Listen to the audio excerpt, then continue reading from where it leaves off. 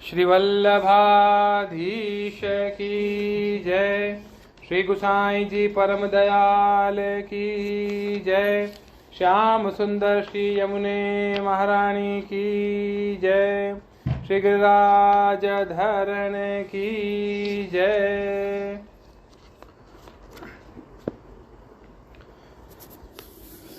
श्रीमद् भागवत चतुर्थ स्कंध।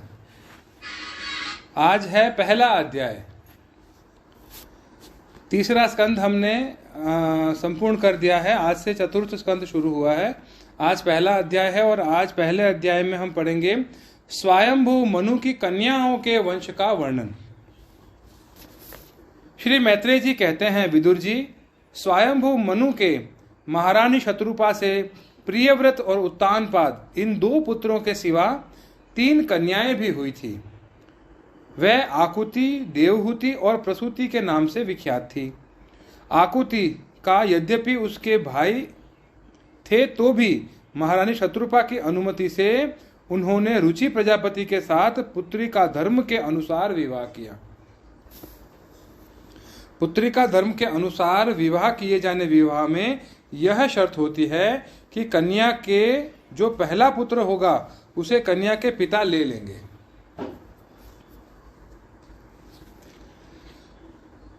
प्रजापति रुचि भगवान के अनन्य चिंतन के कारण ब्रह्म तेज से संपन्न थे। उन्होंने आकुति के गर्भ से एक पुरुष और स्त्री का जोड़ा उत्पन्न किया। उनमें जो पुरुष था वह साक्षात यज्ञ स्वरूपधारी भगवान विष्णु थे और जो स्त्री थी वह भगवान से कभी अलग न रहने वाली लक्ष्मी जी की अंश रूपा दक्षिणा थी। मनु जी अपनी पुत्री आकुति के उस परम तेजस्वी पुत्र को बड़ी प्रसन्नता से अपने घर ले आए और दक्षिणा को रुचि प्रजापति ने अपने पास रखा। जब दक्षिणा विवाह के योग्य हुई तो उसने यज्ञ भगवान को ही पति रूप में प्राप्त करने की इच्छा की। तब भगवान यज्ञ पुरुष ने उससे विवाह किया। इससे दक्षिणा को बड़ा संतोष हुआ। भगवान ने प्रसन्न होकर उससे 12 पुत्र उत्पन्न किए। उनके नाम हैं तोष, प्रतोष, संतोष, भद्र, शांति, इनस्पति, इद्म, कवि, विभु, स्वह, सुदेव और रोचन। ये ही स्वयंभू मनवंतर में तुषित नाम के देवता हुए। उस मनवंतर में मरीचि आदि सप्त ऋषि थे। भगवान यज्ञ ही देवताओं के अधीश्वर इंद्र थे और महान प्रभावशाली प्रियव्रत एवं उत्तानपाद मनुपुत्र थे। वह मनवंतर उन्हीं दोनों के बेटों, पोतों और दोहित्रों के वंश से छा गया। प्यारे विदुर जी, मनु जी ने अपनी दूसरी कन्या देवहूति कर्दम जी को ब्याही थी। उसके संबंध की प्रायः सभी बातें तुम मुझसे सुन चुके हो। भगवान मनु ने अपनी तीसरी कन्या प्रसूति का विवाह ब्रह्मा जी के पुत्र दक्ष प्रजापति से किया था। उसकी विशाल वंश परंपरा तो सारी त्रिलोकी में फैली हुई है। मैं कर्दम जी की 9 कन्याओं का, जो 9 ब्रह्मर्षियों से ब्याही गई थी, पहले ही वर्णन कर चुका हूं। अब उनकी वंश परंपरा का वर्णन करता हूं, सुनो। मरीचि ऋषि की पत्नी कर्दम जी की बेटी कला से कश्यप और पूर्णिमा नामक 2 पुत्र हुए, जिनके वंश से यह सारा जगत भरा हुआ है। शत्रुतापन विदुर जी, पूर्णिमा के बिरज और विश्वग नाम के 2 पुत्र तथा देवकुल्या नाम की 1 कन्या हुई। यही दूसरे जन्म में श्री हरि के चरणों के धोवन से देव नदी गंगा के रूप में प्रकट हुई। अत्रि की पत्नी अनसुया से दत्तात्रेय, दुर्वासा और चंद्रमा नाम के 3 परम यशस्वी पुत्र हुए। ये क्रमशः भगवान विष्णु, शंकर और ब्रह्मा के अंश से उत्पन्न हुए थे। विदुर जी ने पूछा, गुरुजी, कृपया यह बतलाइए कि जगत की उत्पत्ति, स्थिति और अंत करने वाले इन सर्वश्रेष्ठ देवों ने अत्रि मुनि के यहाँ क्या करने की इच्छा से अवतार लिया था? श्री मैत्रेय जी ने कहा, जब ब्रह्मा जी ने ब्रह्म ज्ञानियों में श्रेष्ठ महर्षि अत्रि को सृष्टि रचने के लिए आज्ञा दी, तब वह अपनी सहधर्मिणी के साथ तप करने के लिए रुक्ष नामक कुल पर्वत पर गए। वहां पलाश और अशोक के वृक्षों का एक विशाल वन था। उसके सभी वृक्ष फूलों के गुच्छों से लदे थे तथा उसमें सब और निर्विंध्या नदी के जल की कलकल ध्वनि गूंजती रहती थी। उस वन में वे मुनि श्रेष्ठ प्राणायाम के द्वारा चित्त को वश में करके 100 वर्ष तक केवल वायु पीकर सर्दी गर्मी आदि द्वंद्वों की कुछ भी परवाह न कर एक ही पैर से खड़े रहे। उस समय वे मन ही मन यही प्रार्थना करते थे कि जो कोई संपूर्ण जगत के ईश्वर हैं, मैं उनकी शरण में हूँ, वह मुझे अपने ही समान संतान प्रदान करें। तब यह देखकर कि प्राणायाम रूपी ईंधन से प्रज्वलित हुआ अत्रि मुनि का तेज उनके मस्तक से निकलकर तीनों लोकों को तपा रहा था, ब्रह्मा विष्णु और महादेव तीनों जगतपति उनके आश्रम पर आए। उस समय अप्सरा, मुनि, गंधर्व, सिद्ध, विद्याधर और नाग उनका सुयश गा रहे थे। उन तीनों का एक ही साथ प्रादुर्भाव होने से अत्रि मुनि का अंतःकरण प्रकाशित हो उठा। उन्होंने एक पैर से खड़े खड़े ही उन देवों को देखा और फिर पृथ्वी पर दंड के समान लौटकर प्रणाम करने के अनंतर अर्घ्य पुष्पादि पूजन की सामग्री हाथ में ले उनकी पूजा की।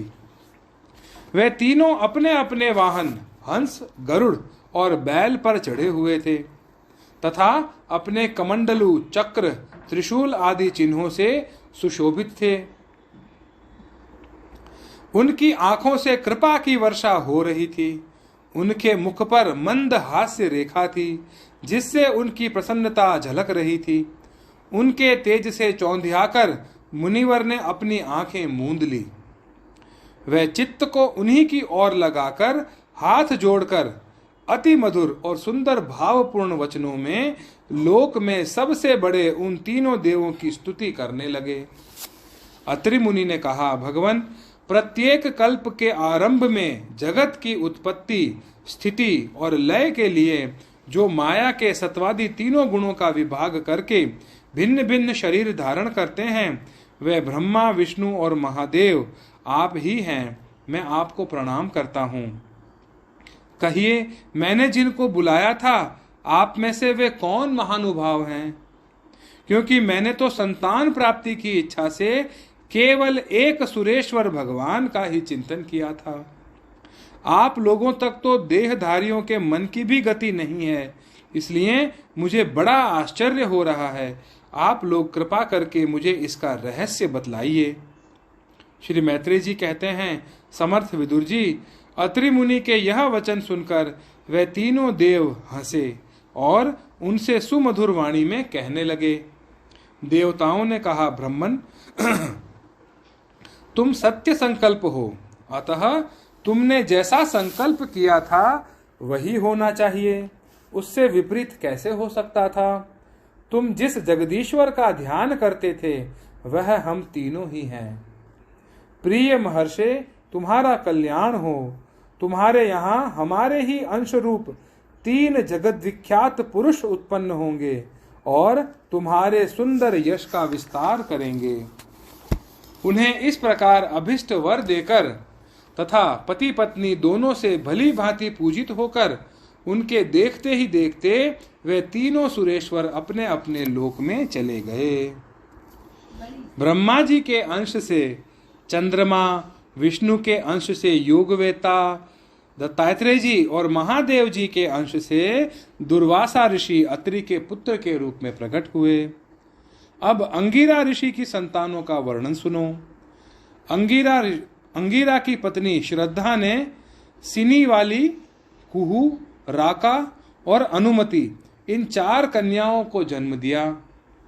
इनके सिवा उनके साक्षात भगवान उतथ्य जी और ब्रह्मनिष्ठ बृहस्पति जी ये 2 पुत्र भी हुए। जो स्वारोचिष मनवंतर में विख्यात हुए। पुलस्त्य जी के उनकी पत्नी हविर्भू से महर्षि अगस्त्य और महातपस्वी विश्रवा ये 2 पुत्र हुए। इनमें अगस्त्य जी दूसरे जन्म में जठराग्नि हुए। विश्रवा मुनि के इड़विड़ा के गर्भ से यक्षराज कुबेर का जन्म हुआ और उनकी दूसरी पत्नी केशिनी से रावण, कुंभकर्ण एवं विभीषण उत्पन्न हुए। महामते, महर्षि पुलह की स्त्री परम साध्वी गति से कर्मश्रेष्ठ, वरीयमान और सहिष्णु ये 3 पुत्र उत्पन्न हुए। इसी प्रकार कृतु की पत्नी क्रिया ने ब्रह्म तेज से दैदीप्यमान बाल खिल्यादि 60,000 ऋषियों को जन्म दिया। शत्रुतापन विदुर जी वशिष्ठ जी की पत्नी ऊर्जा यानी जो अरुंधति से चित्रकेतु आदि 7 विशुद्ध चित्त ब्रह्मर्षियों का जन्म हुआ। उनके नाम चित्रकेतु, सुरोचि, विरजा, मित्र, उल्बण, वसुभ्रधान्य, वसुभ्रध्यान और द्युमान थे। इनके सिवा उनकी दूसरी पत्नी से शक्ति आदि और भी कई पुत्र हुए। अथर्वा मुनि की पत्नी चित्ती ने दंग्य यानी दधीची नामक एक तपोनिष्ठ पुत्र प्राप्त किया, जिसका दूसरा नाम अश्वशिरा भी था। अब भृगु के वंश का वर्णन सुनो। महाभाग भृगु जी ने अपनी भार्या ख्याति से धाता और विधाता नामक पुत्र तथा श्री नाम की एक भगवत परायणा कन्या उत्पन्न की। मेरु ऋषि ने अपनी आयति और नियति नाम की कन्याएं क्रमशः धाता और विधाता को ब्याही। उनसे अनेक मृकंड और प्राण नामक पुत्र हुए। उनमें से मुकंड के मार्कंडेय और प्राण के मुनिवर वेदशिरा का जन्म हुआ। भृगु जी के एक कविता नामक पुत्र भी थे। उनके भगवान उष्णा यानी शुक्राचार्य हुए। विदुर जी, इन सब मुनीश्वरों ने भी संतान उत्पन्न करके सृष्टि का विस्तार किया। इस प्रकार मैंने तुम्हें यह कर्दम जी के दोहित्रों की संतानों का वर्णन सुनाया। जो पुरुष इसे श्रद्धापूर्वक सुनता है उसके पापों को यह तत्काल नष्ट कर देता है। ब्रह्मा जी के पुत्र दक्ष प्रजापति ने मनुनंदिनी प्रसूति से विवाह किया। उससे उन्होंने सुंदर नेत्रों वाली 16 कन्याएं उत्पन्न की।